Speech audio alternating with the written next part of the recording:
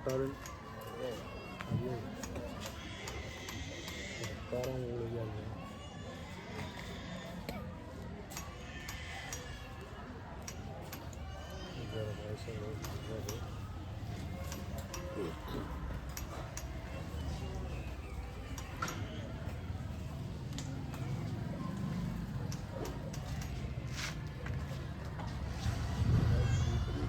बता दीजिए भाई कैसा हो रहा? बहुत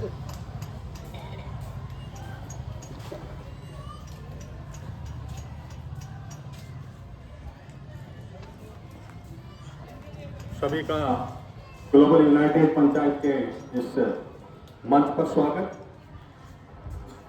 साथियों, हम लोग जो चर्चा करने जा रहे हैं तो सबसे पहले हमें ये समझना पड़ेगा हम एक गांव के नागरिक नहीं है, एक देश के नागरिक नहीं है, हम दुनिया के नागरिक हैं। सबसे पहले तो हमें ये बात तय करनी पड़ेगी कि हम दुनिया के नागरिक हैं। दुनिया की कोई भी घटना घटित होती है वो हर एक व्यक्ति पर उसका प्रभाव पड़ता है। अब इन सब कार्रवाई को देखते हुए हम ये देखना चाहेंगे कि दुनिया की कौन सी घटनाएं हैं जो इस बात का प्रभाव डालती है। दुनिया की घटनाओं के अंदर 1995 के अंदर एक WTO बोला, वर्ल्ड ट्रेड ऑर्गेनाइजेशन, विश्व व्यापार संगठन के नाम से, तो दुनिया के लोगों ने व्यापार शुरू किया। और व्यापार के लिए पहली शर्त थी कि कोई भी चीज, व्यापार किसी आदमी का नहीं हो रहा था, व्यापार किसी भेड़ बकरी का नहीं हो रहा था, व्यापार किसी वस्तु का हो रहा था। वस्तु की परिभाषा दी गई और वस्तु की परिभाषा में सबसे बड़ी बात यह हुई कि उस वस्तु के अंदर खेती का जो अनाज था उसको वस्तु घोषित कर दिया। दुनिया के लोगों ने खेत में पैदा होने वाली चीज को वस्तु घोषित कर दिया कि ये वस्तु है, यहां से जाएगी, उसका व्यापार हो सकता। गेहूं, चावल, अनाज जो भी पैदा वो होता रहे। इन सारी बातों को देख करके जो वस्तु घोषित हो गई, होते होते ये स्थिति आएगी कि हमारी शिक्षा है वो भी एक वस्तु घोषित होगी कि शिक्षा भी बेची जा सकती है और अनाज भी बेचा जा सकता है। इन दो बातों पे हम आज का सेशन लेकर के आए हैं। शिक्षा के मायने बाद में समझेंगे, हम पहले खेती के मामले में समझेंगे। खेती की चीज का वस्तु घोषित होना और दुनिया के लोगों को उसको खरीदना। अब जब दुनिया के लोग खरीदने लगे तो बेचने वाले लोग दूसरे थे, पैदा करने वाले लोग दूसरे थे। पैदा करने वाला जो किसान था वो तो खेत का खेत में रह गया, और जो बेचने वाला, वहां बाहर भेजने वाले लोग थे, वो इंडस्ट्री के, व्यापार के, और वो लोग थे। तो वो लोग जो है वो नफा कमा के उस खेती में, आपने चीज पैदा की, उन लोगों ने आपसे चीजें ली और उस देशों में बेच दी। ये व्यापार संगठन के तहत पैदा हुआ। यहाँ के लोग इस बात को समझ नहीं रहे, आपस में एक दूसरे की टांग खिंचाई खेती करते रहे, कमाते रहे, और मंडी में ले जाके माल को रखा, मंडी से उन्होंने व्यापार में इकट्ठा किया, जांच भरी और बांट दी। यहाँ की बाजरी आपकी 1500 रुपए के भाव की थी, जो बाजरी स्वीडन में 10,000 की बिकी, ट्रांसपोर्टेशन से 12,000 पहुंची, डेनमार्क में 15,000 पहुंची क्विंटल की, आपके 1500 रुपए की। इसके कुछ मायने हैं कि दुनिया का जो ऑर्डर आया उसके अंदर हम समझ नहीं पाए। हम सिर्फ गांव के अंदर सिर्फ इस जमीन के चारों ओर घूमते रहे और व्यापार को नहीं समझ पाए। जब तक आप व्यापार नहीं समझते हैं तब तक इस दुनिया के अंदर आपका कोई अस्तित्व नहीं है, आपका कोई मायने नहीं। व्यापार समझने के लिए कुछ कानून बने, और कानून ऐसे बने कि उस व्यापारी के फेवर के बने। बैंक से लोन मिलता रहा उसको, और कई चीजें ऐसी उसके इर्द गिर्द आती रही। ये बातें तो हुई, लेकिन हम लोग जो मेहनतकश लोग थे, खेती करने वाले लोग थे, वो खेत में ही रह गए। व्यापार करने वाले लोग अपने गैंग, वो अलग बन गई। सरकार के साथ साठगांठ होके वोट लेकर के उनकी एक राजनीतिक एक परिक्रम चला, वो लोग अलग तरीके से हो गए। तो इस दुनिया के लोगों को उस लाइन ऑफ एक्शन पे समझने के लिए हमें समझना पड़ेगा कि हम व्यापार करें कि खेती करें। व्यापार करें तो कैसे करें और खेती करें तो कैसे करें। तो खेती अलग हो गई और व्यापार अलग हो गया। तो व्यापार करने वाले लोगों ने खेत से माल को उठाने के लिए अपना एक और धंधा शुरू किया। तो पहले मंडी खोली, मंडी के बाद में एफपीओ खोला। 3 बिलों के लिए किसान 750 मर गए थे। उस बात को लेकर के इन्होंने एफपीओ बना दिया कि एफपीओ जाएंगे, बाहर से माल ला करके तुम्हें ला करके दे देंगे, तुम बाहर भेज देना, डब्ल्यूटीओ के कानून पे भेज देना। एफपीओ के बाद में एफपीसी खुली। अभी अभी सरकार ने महीने भर में आपके यहाँ आने वाला हो प्राइमरी एग्रीकल्चर क्रेडिट सोसाइटी के नाम से सहकारिता के रूप में बिल बना, मल्टी स्टेट कोऑपरेटिव सोसाइटी का। आम लोग इन बातों पे ध्यान कब देते हैं कि संसद ने क्या काम किया, हमारे नेताओं ने वहां कौन सा बिल बनाया, हमारे बच्चों की भाग्य रेखा लिखी तो वो क्या लिखी, इन बातों पे हम लोग ध्यान नहीं देते। हम सिर्फ व्यक्तिवादी ध्यान देते हैं कि कौन सा नेता, कौन सी पार्टी, ये बात तो देते हैं, लेकिन किस आदमी ने मेरे बच्चों के विरुद्ध कानून बनाया, मेरे लिए क्या काम किया और मेरी सोसाइटी के लिए क्या किया, मेरे किसान के लिए क्या किया, ये व्यवस्था जब तक आप लोग नहीं समझ पाते तब तक आपका कोई मायने नहीं है। कहीं वोट दो, किधर भी जाओ और किसी के साथ हो। हमें इस दुनिया के ट्रेंड को समझना पड़ेगा कि कुछ व्यापारिक संगठन और कुछ किसानों के संगठन हैं जो इस बात को लेकर के चल रहे हैं कि किस तरीके से ये दुनिया चले। तो अब जब हम इस बात को यदि कह रहे हैं तो न्यू वर्ल्ड ऑर्डर की बात आई कि नई दुनिया क्या बन रही है। तो मैं कुछ रिपोर्ट पढ़ रहा था, नई दुनिया जो बसने जा रही है। तो अब आपने व्यापार की बात के बाद में मैं नई दुनिया क्या बनने जा रही है उसकी बात बता रहा हूं। वर्ल्ड इकोनॉमिक फोरम के तहत यह तय हुआ कि जितने नोट हैं इन नोट को आप डिजिटल घोषित कर दो। भारत में भी हो चुका है, बिटकॉइन के नाम से आ रहा है, डिजिटल घोषित हो रहा। 2026 तक ये डिजिटल घोषित हो जाएगा। आपकी जेब में रुपया नहीं होगा, आप रुपयों के बिना रहोगे। ये 100 के नोट, 500 के नोट, ये कोई नोट नहीं रहेगा। आपके कंप्यूटर में, आपके लैपटॉप में वो नोट पड़े रहेंगे।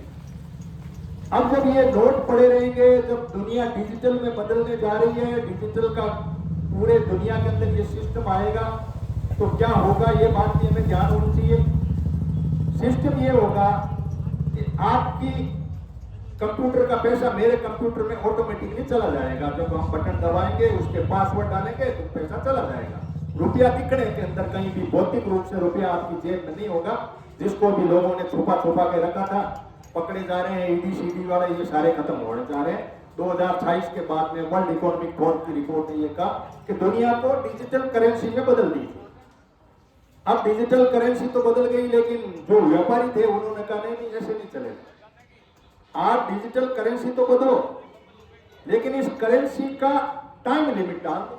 जैसे आपके मोबाइल फोन में 28 दिन के बाद में रिचार्ज खत्म होता है, उस तरह से कहा कि जिसके पास में ऐसा नियम बना दो कि 10 करोड़ रुपए 2 साल चले, 5 साल चले, उसके बाद में अगला खर्च नहीं करता तो ऑटोमेटिक खत्म हो जाए।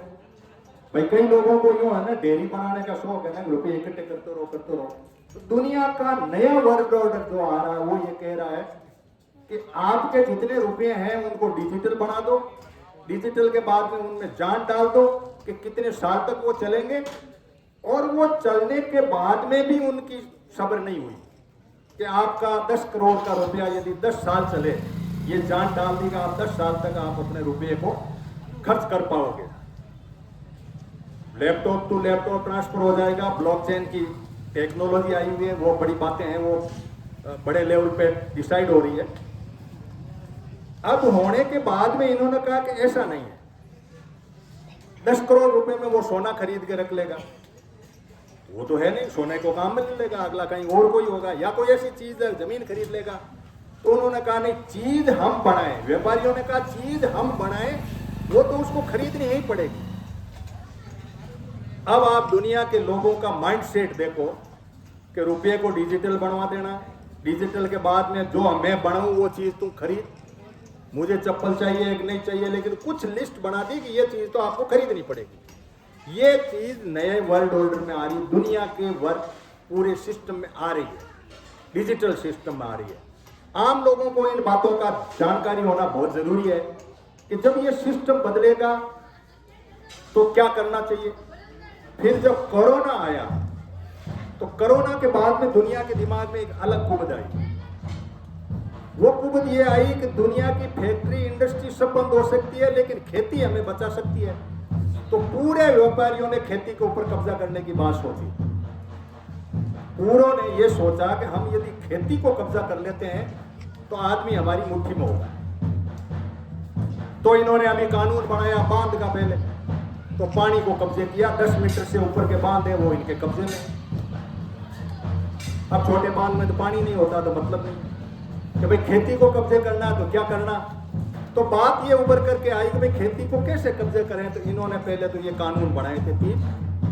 उस कानून के बाद में जो मैं ये कह रहा हूं कि प्राइमरी एग्रीकल्चर कंसल्टेंट के नाम से जो ढांचा आ रहा है, आपकी यहाँ कोऑपरेटिव सोसाइटी आपकी खेती का पूरा जितना आपके पास पैदा हुआ वो आपको ले लेंगे, यहाँ टाकड़ियाँ लग जाएगी, सारा माल जैसे दूध अमूल खरीदता है उस तरह से आपका अनाज खरीदा जाएगा अमूल के पैटर्न पर। चलो हमें बेचना ही है, ज़्यादा है तो खरीदा जाएगा तो जाएगा, हम उसमें क्या करें। लेकिन नफा कौन ले जाएगा इसका ये भी हमें ध्यान होना चाहिए। क्या नफा हमें बांटा जाएगा? क्या अमूल दूध से जो चीज़ें बनी, आइसक्रीम बनी या श्रीखंड बना या वो बना, तो आम जो दूध पैदा करने वाला भैंस रखने वाला आदमी तक पैसा पहुंचा, ये बात हमने ध्यान नहीं दी। और जब तक ध्यान हम नहीं दे पाते हैं तब तक ये नेतागिरी ऐसे ही चलती है। ये वोट मांगने वाले आपसे मांगते रहते हैं और हमारे जैसे लोग कोई जो बात कहते हैं वो हवा में होकर के चली जाती है। हम दिन में 3-4 घंटे पढ़ने के बाद में निचोड़ों पर पहुंचे कि ये संसार की सिस्टम बिल्कुल अलग है। कुछ दुनिया के कॉरपोरेट लोग शासन करते हैं, नया शासन मोदी जी का है, नया शासन किसी गहलोत का है। ये शासन उन व्यापारियों का है जो बहुत बड़े बड़े व्यापारी हैं और वो शासन चलाते हैं। वो दुनिया के कानूनों को इनके द्वारा कठपुतली के द्वारा कानून बनवाते हैं और वो इनके कहने से कानून बना देते हैं। गरीब चूंकि एक नहीं है, गरीब चूंकि उस लाइन में नहीं है, गरीब चूंकि WTO और कानून के व्यापारियों की उस खेप में नहीं है, इसलिए वो लोग कुछ अलग हैं, आप लोग कुछ अलग हैं। और जब तक हम इस माइंडसेट से नहीं जिएंगे कि हमारी एकता कैसे रहे, हम गांव एक मुट्ठी कैसे हो जाएं, हम आपस में भाईचारा कैसा बनाएं, वो हम दूसरे सेशन में सामाजिक सहकार वाले भाग में लेंगे कि आखिर हम कैसे जीना चाहते हैं। क्या उनके गुलाम रहकर जीना चाहते हैं? क्या हमें इसमें आनंद है? क्या हमें इस बात के लिए एक दूसरे की टांग खिंचाई करके और जिंदगी निकालने में मजा है? क्या हमें उन लोगों का गुलाम रहने में हमारा जीवन ठीक रहता है? इन सब बातों को जब तक आप माइंड में नहीं बिठा लेते तब तक आपके दिमाग में ये बातें एकत्रित नहीं होती कि सत्ता किसका नाम है, कानून किसका नाम है, बनाने वाले कौन है, किसके लिए बना रहे हैं, मेरे लिए बना रहे हैं कि इंडस्ट्री वाले और व्यापारी के लिए बना रहे हैं। ये बातें आपके ध्यान में होनी बहुत जरूरी है। फिर बदलती दुनिया के अंदर टेक्नोलॉजी है। अब टेक्नोलॉजी का इतना बड़ा जमावड़ा हो गया कि आर्टिफिशियल इंटेलिजेंट आया। किसी भी स्कूल के अंदर कोई भी जरूरत नहीं है किसी अध्यापक की, 3 सेकंड में ये फोन बता देता है आपको सवाल का उत्तर। जब 3 सेकंड में सवाल का उत्तर बताने वाला आदमी इस फोन में बैठा है तो मास्टर का आप क्या करेंगे? क्या स्कूलें बंद हो जाएगी? ये बातें बहुत मायने की थी। जब हमने इंटरनेट ऑफ थिंग्स की परिकल्पना की, एक फैक्ट्री के सामने एक सेट आएगा, उसकी फोटो देखते ही फैक्ट्री ऑटोमेटिक खुल जाएगी, ऑटोमेटिक सब कमरों में पंखे चालू हो जाएंगे, सीमेंट फैक्ट्री का कौन सा प्लांट कब चालू होगा, ऑटोमेटिक सब चालू हो जाएंगे। ये हो रहा है दुनिया में। मैं जो बात कह रहा हूँ ये बात में हवाई बात नहीं है, ये दुनिया में अभी चल रहा है। बड़े बड़े चाइना जैसे, अमेरिका जैसे देशों में, भारत में हम जो है इंडस्ट्री 4थे चरण में हम लाए हैं। बॉम्बे में हमारा ऑफिस है, ये भी होने जा रहा है। जब इंटरनेट ऑफ थिंग्स आने के बाद में 3D डायमेंशन का सेटअप आ गया, आपके चेहरे के ऊपर दूसरा चेहरा लगा करके फोटो करके भी जब टेक्नोलॉजी आ गई और सबसे बड़ी टेक्नोलॉजी आई वो ब्लॉकचेन की आई। ब्लॉकचेन के मायने ये है कि बिटकॉइन का एक कंसेप्ट है। बिटकॉइन इस दुनिया के अंदर आया तब किसी को पता नहीं, मतलब किसी राष्ट्रपति के साइन नहीं, किसी प्रधानमंत्री के साइन नहीं। जब ये चीजें आपके लागू है। आज भी बिटकॉइन है 9 करोड़ लोगों में भारत के अंदर। आज भी आपकी डिजिटल करेंसी आपके भारत में चल रही है। तो एक वर्चुअल दुनिया है पूरी की पूरी जो बिल्कुल हवा में चल रही है। एक दुनिया खेत में चल रही है, गेंदी है, फावड़ा है, कसी है, हाथ में है, पसीना है, हमारा शरीर है, वो चलता है तो चलता है। एक दुनिया इसमें चल रही है। मैं बोल रहा हूँ, बहुत सारे लोग मुझे सुन रहे हैं अपने लेवल पे। वहां मेरा एक वीडियो बन रहा है, 17,000 लोग मेरे से जुड़े हुए हैं। आप 15 आदमी मुझे सुन रहे हैं, वो 17,000 आदमी मुझे सुनेंगे। इस टेक्नोलॉजी में जिस तरीके से बदलाव आया है और जो व्यवस्था आई है, उन व्यवस्थाओं का हिस्सा हमें बनना पड़ेगा। एक दिन हम उन चीजों के अंदर हमें आना पड़ेगा। और हमारे बच्चे इस बात का इंतजार कर रहे हैं कि हमारे बाप और हमारे पूर्वज इन बातों को लाए। अब चूंकि रोटी डाउनलोड नहीं होती कंप्यूटर से, इसलिए कोरोना के बाद में ये लगा कि रोटी भी बड़ी जरूरी चीज है। अब रोटी जरूरी तो है, लेकिन रोटी पैदा करने वाला आदमी, किसान, ये कहता है यार मेरी रोटी की वैल्यू दे दे। तेरे कितनी फोटोएं खींचती होगी, तुम्हें कितने देखते होंगे, कितने लोग सुन रहे होंगे, ये बातें बिल्कुल अलग है। लेकिन मेरी रोटी का मतलब समझ लो दुनिया। ये बात हम कह रहे हैं, जगह जगह भी जा रही है, हमारी ये बात जा भी रही है।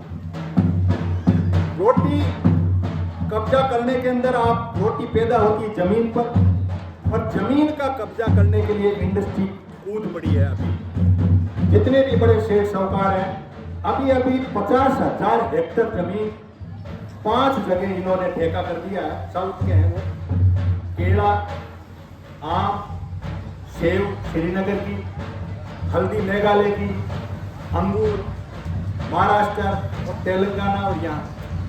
अब इन चीजों के अंदर आप ये चीज सोचिए कि ये चीजें पैदा होने के बाद में हमारी गेहूं चावल ये भी लोग ले लेंगे, इन चीजों को भी कब्जा करेंगे ये लोग। जब ये सारी चीजें कब्जा हो जाएगी, सारी व्यवस्था हमारे हाथ में हो जाएगी, हमारी जमीन पूरे इंडस्ट्री वाले कब्जा कर लेंगे, उनके पास मशीनें हैं, उनको लोन मिल रहा है। उस स्थिति में आप मजदूर के रूप में काम करोगे,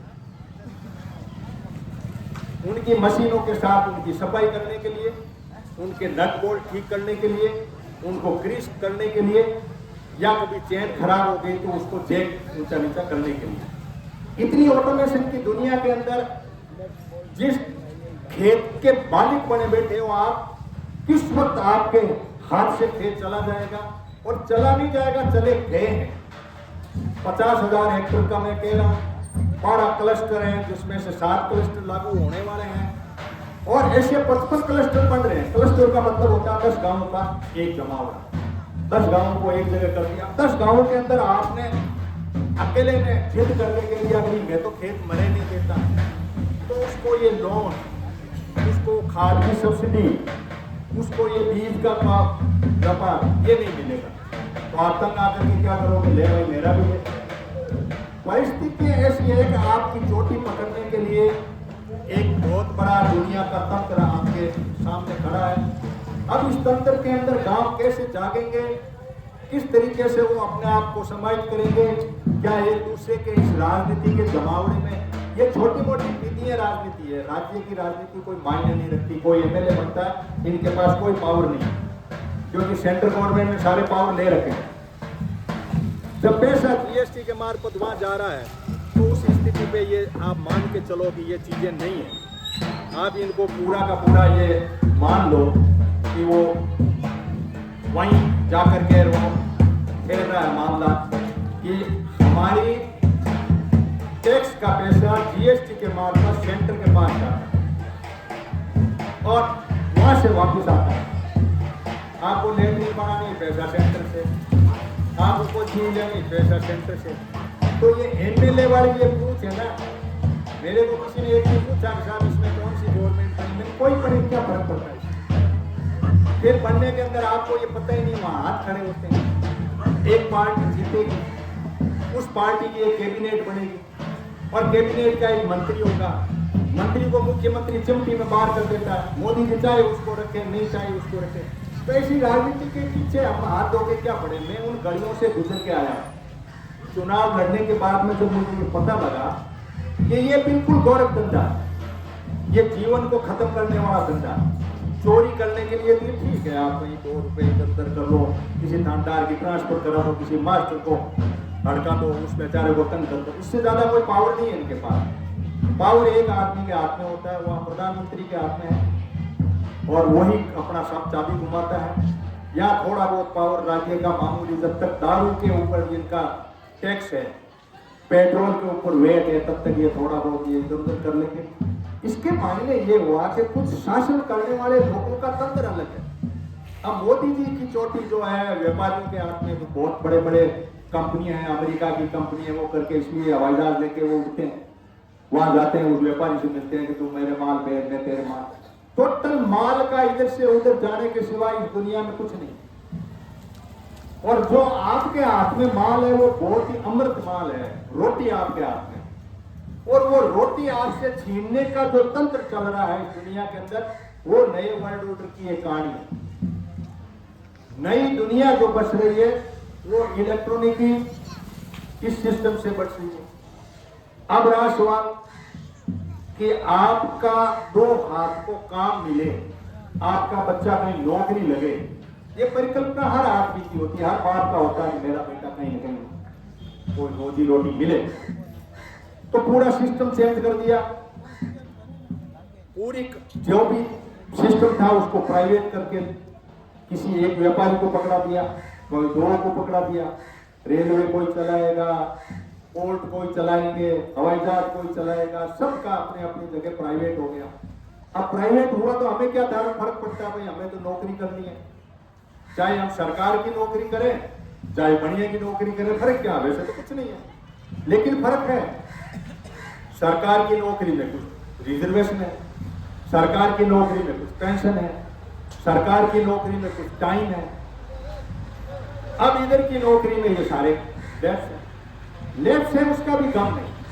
भाई 2 रोटी है, कमानी है, कहीं तो खाना पड़ेगा हमको। दुनिया इतनी बड़ी भीड़ है, 142 तो ऐसा तो है नहीं सारे नौकर बन जाएंगे, सारे अफसर बन जाएंगे, लेकिन फिर भी कुछ एक न्याय होनी चाहिए, वो नहीं है।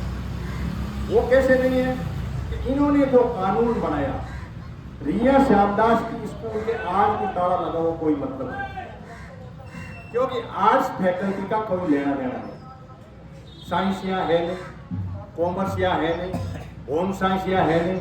बच्चे बैग लेके इधर से उधर घूम रहे हैं, रोल चल रहा होता फ्लो, रिया श्यामदास फ्लो, लांबा की साइंस फैकल्टी है, मेडता रोड की साइंस फैकल्टी है। इन बच्चों के लिए इन्होंने कुछ तंत्र खोला। वो तंत्र भी आप लोगों के ध्यान में होना जरूरी है कि दुनिया के अंदर खेती का कब्जा और नौकरी का कब्जा कैसे हो रहा है। नौकरी का कब्जा ये हो रहा है कि इन्होंने एक बैंक खोले। मैं दिन की 3-4 घंटे की पढ़ाई करने के बाद में मेरे वीडियो भी जारी करता हूँ, कई लोग मुझे सुनते भी हैं। और बैंक खोली तो मैंने सोचा बैंक का कुछ मायना होगा, बैंक में तो पैसे होते हैं। बैंक में पैसे नहीं, बैंक में आपके जो सर्टिफिकेट है वो जमा होंगे।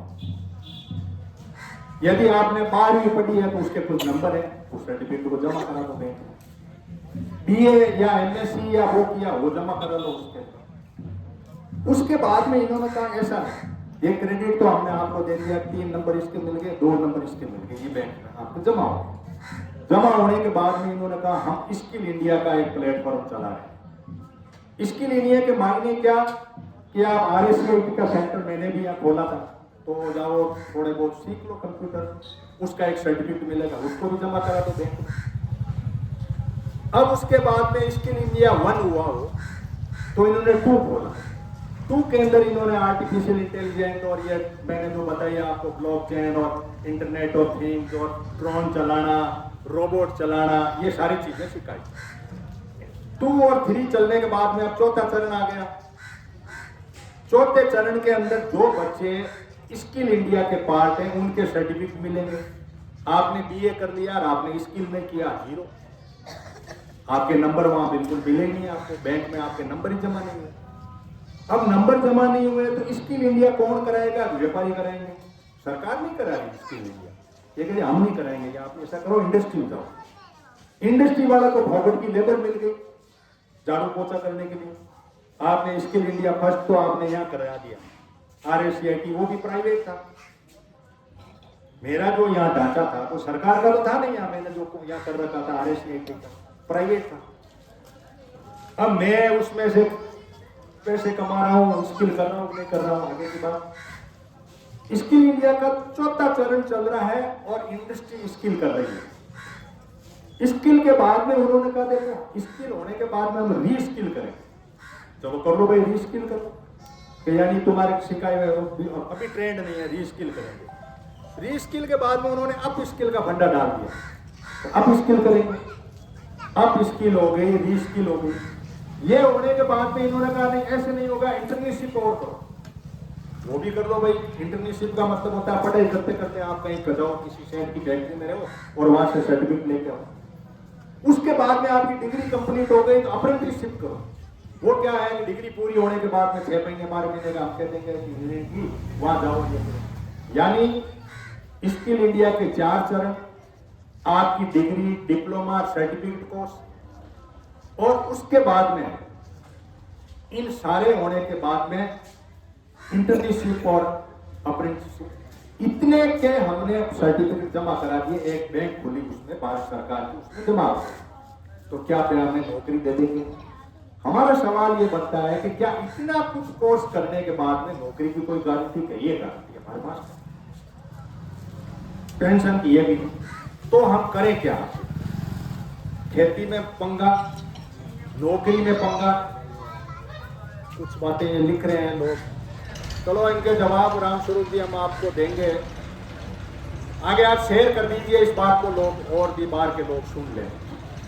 तो ये सारा जब नौकरी का सिस्टम हमारे बच्चों को 2-8 का काम देने के अंदर, हमारी खेती का सिस्टम, ये दुनिया के हिसाब से कोई भारत अकेला नहीं कर रहा है। इन्होंने कहा 16 देश है जहां 40 लाख लोगों की वैकेंसी है।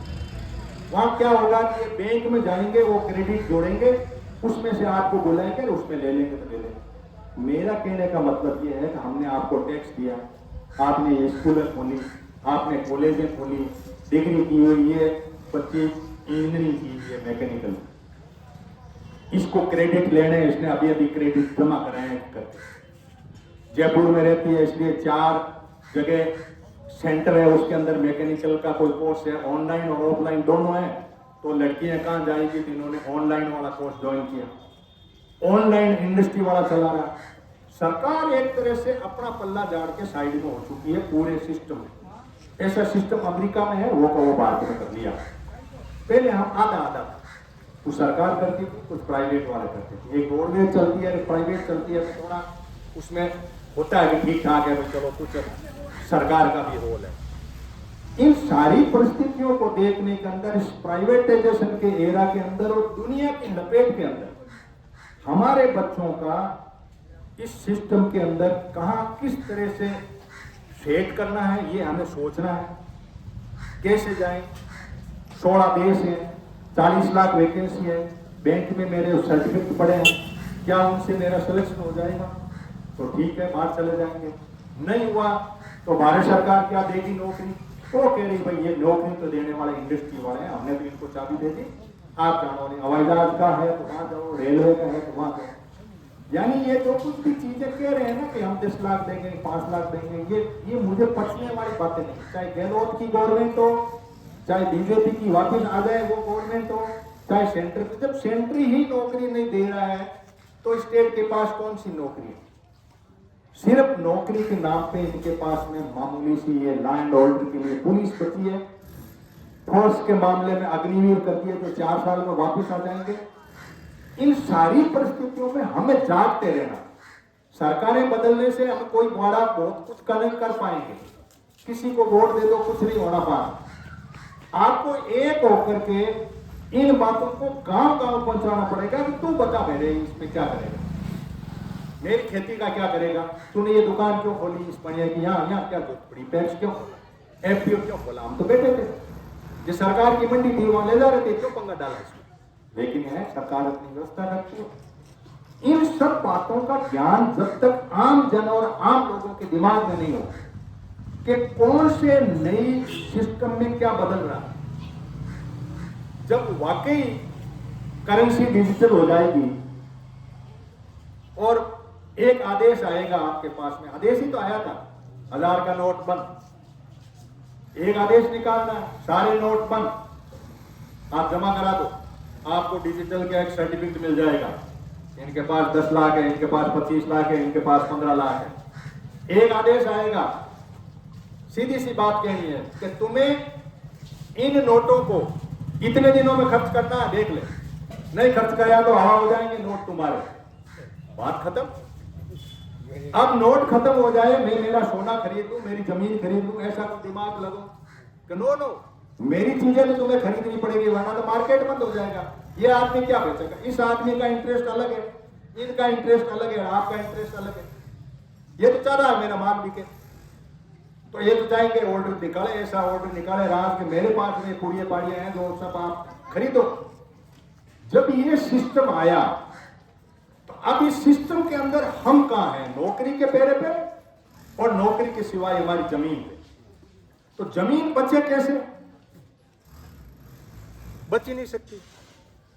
आप यदि 10 गांवों का एक क्लस्टर बनेगा और आप अकेले मेरे जैसा कोई आड़ू आदमी कह दे कि मैं तो कुछ नहीं, सोता ही रहूंगा यहां, तो बीज मुझे मिलेगा नहीं, खाद मुझे मिलेगा नहीं, मुझे कई तरह की जो सरकार के अंदर दबा रखी है, बीज तो कब्जे कर लिया। ये जो मल्टी स्टेट कोऑपरेटिव वाला आ रहा है, इसमें बीज कब्जे हो रहा है, फिर कब्जे है। आप कपास बोले कि देख लो, किसी के पास कपास का बीज है तो बता दे कोई आके कि मेरे पास बीज है कपास का। इसके मायने हैं कि सरकार चलती है किन्हीं लोगों के कहने से, और वो लोग इन राजनेताओं की चोटी पकड़ते हैं और वो दस्तखत कराते हैं। अब इन सारी बातों में हम क्यों लड़ रहे हैं? हमें इनसे क्या लेना देना? हमारे सवाल क्या है? हमारे दुख क्या है? हमारे दुख दूसरे, और हम नाच रहे हैं ना उसी को। जब तक ये फंडामेंटल क्लियर नहीं होगा तो आप अपने बच्चों को नहीं बचा पाओगे, आपकी नस्ल खत्म हो जाएगी, आपकी फसल तो खत्म कर ही रहे। नस्ल और फसल बचाने का जब मुद्दा खड़ा होता है तब आदमी को जागृति पे आना पड़ता है, और यदि वो नहीं आता है तो उसकी नस्ल तो खत्म होनी, उसके बच्चे घूमेंगे बैंक के अंदर क्रेडिट जमा कराते रहना। आज इसको मेरे ख्याल से मेरी 2 या 3 साल हो गए इसको। मेरी इंजीनियरिंग की डिग्री मैंने किया, मेरी डिग्री के 7 दिन पहले मुझे नौकरी मिल गई। आप मान रहे हो? 7 दिन पहले प्रिंसिपल ने मुझे बुलाया और ये कहा कि आप काम करना शुरू कर दो, जिस दिन मार्कशीट आएगी उस दिन से आपकी तनख्वाह जो है। क्यों? मैं राजस्थान की मेरिट में था, राजस्थान का पोजीशन होल्डर था, आपके रिया में फर्स्ट नहीं आया, मैं राजस्थान में भी फर्स्ट आया। वो दिन मैं जहां याद करता हूं, मेरे घर में कम से कम 50 नौकरियां आई, वो दिन मैंने देखे। और उस परिवार के बच्चों को जब मैं देखता हूं, नाम नहीं नौकरी, इसके मायने क्या? कहां गई नौकरियां? किसने खरीदी नौकरियां हमारी? उनसे जवाब तो पूछ ही सकते हैं, मेरी नौकरी कहां गई, मेरे बच्चों की नौकरी कहां? अब ये जितने भी कूद रहे हैं ना किसी रिजर्वेशन को लेके, उधर हरियाणा में जाट कूद रहे हैं, इधर राजस्थान में भी कूद रहे हैं, इधर ये शेड्यूल कास्ट वालों को भी समझ में नहीं आई। अरे प्राइवेट वाला तो रिजर्वेशन है ही नहीं। जब नौकरी प्राइवेट में है तो तुम आप skill, free skill, apprenticeship, internship, skill India first, skill India second, skill India third, skill India fourth, जिसे में सर्टिफिकेट जमा कराते रहो। एक बहुत बड़ा सवाल है, मुझे एक व्यक्ति ने कहा, मेरे बाबू जी थे, उन्होंने कहा साहब देखो दुनिया के अंदर कुछ लोगों का दिमाग बहुत शार्प है। मैंने कहा क्या है? एक शेर था, और इसका टाइम ध्यान रखना, 50 मिनट से ज्यादा वीडियो कोई देखते नहीं। एक शेर था और एक नौकर था। नौकर बड़ा काम करने वाला, बहुत सीधा। उसने शेर ने उसको 5 काम किए, उसने 1 बजे तक ही पूरे कर दिए। शेर भी आए लंच पर 1:30 बजे, बेटा मिला, काम हो गए तो क्या करता रहता है, ये काम पूरे हो गए। अब शेर ने कहा बेटा क्यों? वो कर दिया, हाँ सर वो कर दिया, ये कर दिया, सारे काम हो गए। तो यार कहीं गड़बड़ में तो पाटन पंपों में पाटन सब तो काम भी है, गला में डाल दो। अब भी आदमी समझ नहीं आएगा यार वो काम कटू तो स्टार्ट हुए और कटे हो खत्म है पाडो मुटर मुटर करे वो नौकर भी ने पंपोड़े और स्थिति आ गई सामने 7 बजे शेख आयो तो वो नौकर भी पाडा अपने बैठ बदल पंपोड़े अरे भी नहीं करे जो सर वो काम बैठा नहीं पड़ी वो काम है तो खत्म ही नहीं हो कटू खत्म है मन बताओ ये दुनिया बहुत दिमाग लगा करके और उस तरीके से जिंदा रहती है कि कोई आदमी ने पूरा यूथ जो है उनको धंधे लगा दे स्किल करो रीस्किल करो सेटल लाओ कट को लाओ फलानी ट्रेनिंग वो ट्रेनिंग करो करते रहो अरे भाई मेरे बता दे मैंने ये ट्रेनिंग की उसकी लगा दे मेरे को नौकरी भाई मैंने इंजीनियरिंग की मुझे नहीं करनी थी हमारी मैं तो इसका काम दे दे कहीं दिलाते ये हरियाणा गवर्नमेंट ने 75% सीटें प्राइवेट के लिए की सुप्रीम कोर्ट ने रोक दी कि लोग सेठ अपनी मर्जी से लेगा सेठ की जो मर्जी है वो अपने तरीके से होगा मर्जी इसका मतलब है कि शासन करने वाले लोग दूसरे हैं और पाड़ा पकोड़ने वाला आदेश देने वाला लोग दूसरा है और पे लोगों ने बीच में आपस की व्यवस्था में जी रिया एक दूसरा की टांग खींचने एक दूसरा ने नीचो दिखाने एक दूसरे के लिए हम कुछ अलग करने के लिए लगे हुए वो व्यवस्था आपको खत्म कर रही है हमने इतने 10 साल के घूमते घूमते पूरे हिंदुस्तान के चक्कर काटते ये मेरी 10वीं मीटिंग है मुझे एक समझ में आया कि मैंने कहा जीवन कैसे जिए आपके तो जीना ही तो पड़ता है ना ये धरती के जीव है मैं उड़ नहीं सकते आकाश में तो शेर खा के मर भी नहीं सकते कहीं तो देना पड़ता है ना पूरा भाषण देने से ही जिंदगी निकलती नहीं जब ये सारी बातें देखते हैं तब मैंने पीछे मुड़ के देखा कि मेरे दादाजी कैसे जिए मेरे पिताजी कैसे जिए और मैं कैसे जी रहा और मेरे बच्चे कैसे जिए इसके आगे आपको कोई जोड़ वाक्य करने की ज्यादा जरूरत है इसलिए मैंने सामाजिक सहकार के मॉडल को मेडता से स्टार्ट किया 10वीं मीटिंग में इसको मैं लेके गया कि भाई आखिर हम ये तो अपनी कुबद करेंगे सेठ जी को तो सेठ जी का पाटा पकड़ाएंगे आपको करेंगे आप पाटे पकड़ते रहो ना आप करते रहो अब वो जाए ही नहीं सेठ के चक्कर में ही नहीं जाए भाई कौन था या दुकान मेरे ख्याल से तो एक नहीं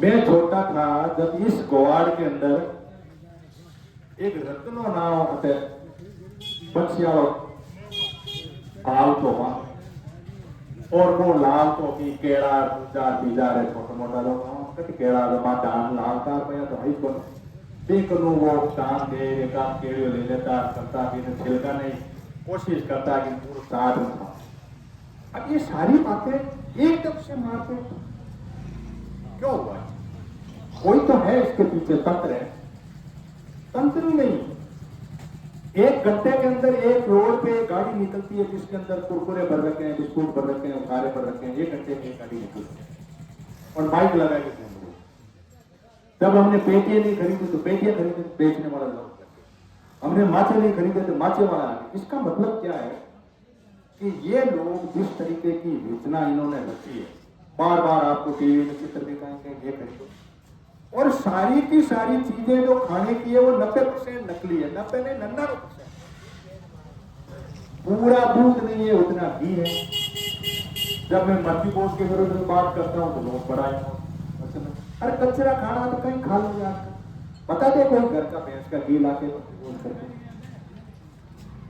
ये आपका जो बिस्कुट है चिप्स है इस चिप्स के अंदर एक साल्ट आता है अजीनोमोटो जो जापान के पेड़ से देता है जापान नहीं खा रहा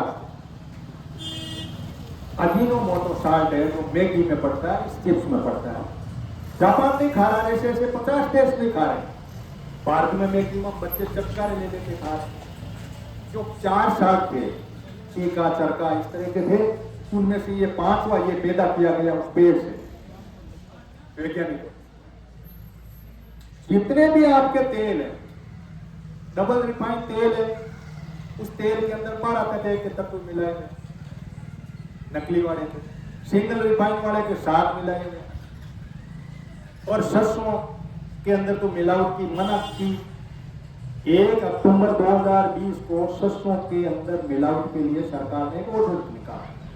हम बड़े खुश हुए, हमने भाषण दिया। मेरे से बहुत हिंदुस्तान भर के लोग जुड़े हुए हैं। हिसार यूनिवर्सिटी टेक्नोलॉजी के लोगों से भी हमने पूछा कि अच्छा हुआ क्यों सरसों का तेल खाएंगे। महीने 2 महीने में ऑर्डर कैंसिल कर दिया, क्योंकि फॉर्चून तेल अडानी जी का मार्केट में था, वो बेचना था। कहने ऐसे नहीं चलता था मिलावट। अब मिलावट क्या है? पाम ऑयल है जो इंडोनेशिया से आता है, मलेशिया से आता है, उसकी मिलावट है।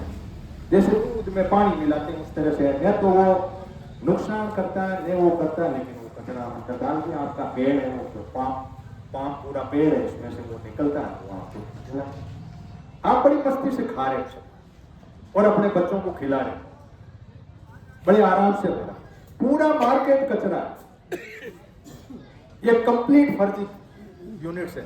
अच्छा मोटी बात ये इस पे सब पे लिखा हुआ, मैंने जोधपुर की एक मीटिंग ली तो जोधपुर यूनिवर्सिटी की बच्ची थी ऐसी, तो मैंने उसको कहा बेटा इस पे पढ़ क्या लिखा हुआ, इस पे सब लिखा हुआ है, इसमें ये कचरा कपास के तेल से पाम ऑयल से बनी हुई नमकीन है बीकानेर वाली, आप खा रहे हैं मस्ती से। इसका मतलब ये है कि हम कौन सी दुनिया के प्राणी हैं?